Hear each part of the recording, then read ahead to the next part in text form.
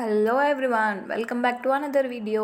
ఎలా ఉన్నారు అందరూ? నేనైతే చాలా బాగున్నాను. మీరు కూడా బాగున్నారని అనుకుంటున్నాను.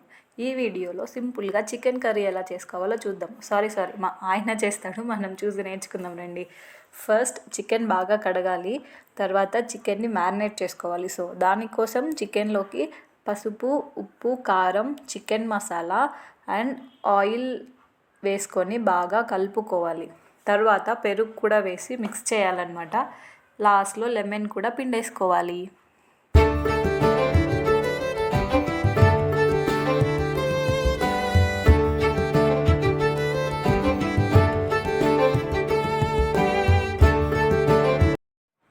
తర్వాత ఈ చికెన్ని ఒక 30 మినిట్స్ ఫ్రిడ్జ్లో పెట్టేసుకోవాలి. ఇప్పుడు ఒక ప్యాన్లో ఆయిల్ పోసి, ఆయిల్ కొంచెం వేడెక్కాక ఆనియన్స్, టొమాటో, అల్లం వెల్లుల్లి పేస్ట్ అండ్ కరివేపాకు వేసేసి కొద్దిసేపు మగ్గనివ్వాలన్నమాట.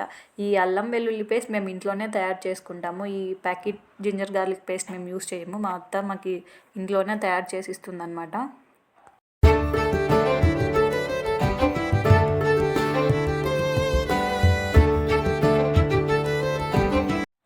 తర్వాత ఫ్రిడ్జ్లో పెట్టుకున్న చికెన్ తీసి ఈ ప్యాన్లో వేసి కలపాలి.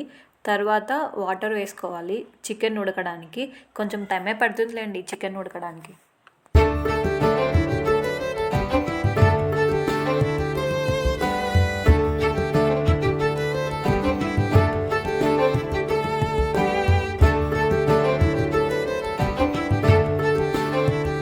గ్యాప్లో చపాతీ చేసేసాను లేండి చికెన్లోకి.